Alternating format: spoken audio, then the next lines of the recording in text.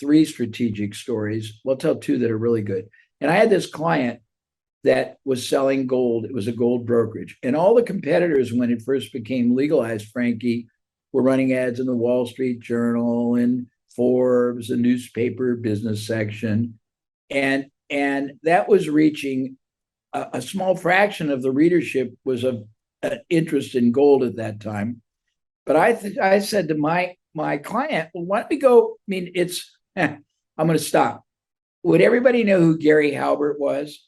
I sure hope so, but if they don't, I'll put some notes on this interview so they know So what. Gary Halbert used to, and this is an ADD rogue intervention moment, and then I'll come back to my story.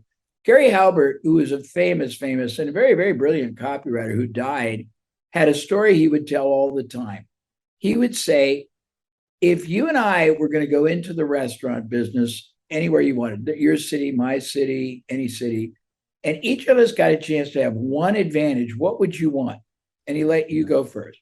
Well, I And know the answer to the story, so you can't let me guess. yeah, it's okay. Well, everyone would come up with, I want the only Kentucky Fried Chicken. I want the only Pizza Hut. I want the only Domino's. I want the only McDonald's. I want the only, restaurant at the intervention of five different highways. And he'd say, you can have it. You can have it. And after everyone picked, he'd say, you know what I want? A starving crowd. Yo. So now go back to my story. So everyone was running ads and all this media where only a fraction of the audiences really cared about gold. And I said to my client, let's not go there. It's a waste. Let's go where the hungry crowd is. And the hungry crowd were the readers of all these newsletters because they tended to be conservatives.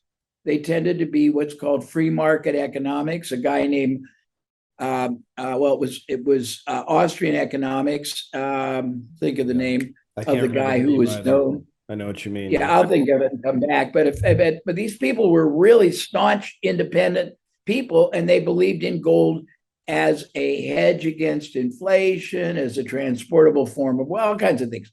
So that's the first distinction. The second is talking about strategic thinking. The second distinction was most people would go to a newsletter, and that's where they were, and say, well, you do a promotion. A promotion meant a static, a tactical activity. And I didn't. I went to a bunch of them, 25 of them, and said, we want to be your recommended provider.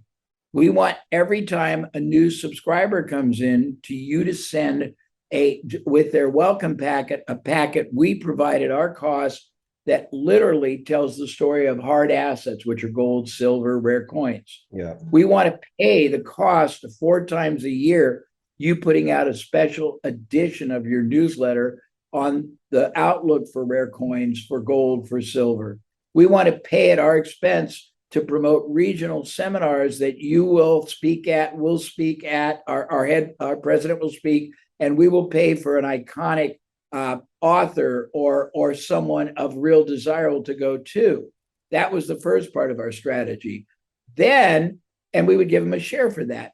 Then, when they're in the newsletter business, I'm going to get a little confusing. The newsletter business, people would mail promotional letters, subscription promotional offers to rented lists until they hit break even. Break even could be defined by these newsletter publishers one of two ways, with or without fulfillment of the actual newsletter. But it was very modest because back then there were special provisions in the mailing postal service where you could send it's called a second class publication out for literally pennies. So it didn't really, I mean, the $6 was not that relevant. But when they stopped mailing, it was because their offers stopped pulling at break even. The gold company, we had a deal where we got joint tenancy, joint ownership of all the names we helped them create. We would take the newsletter promotion they stopped mailing, the marketing piece, the sales letter.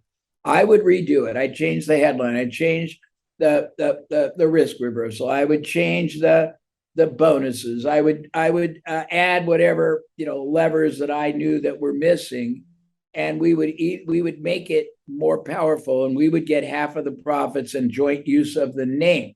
When it stopped working, if you know anything about the newsletter business, most newsletters are sold on the basis of the premium, the bonus.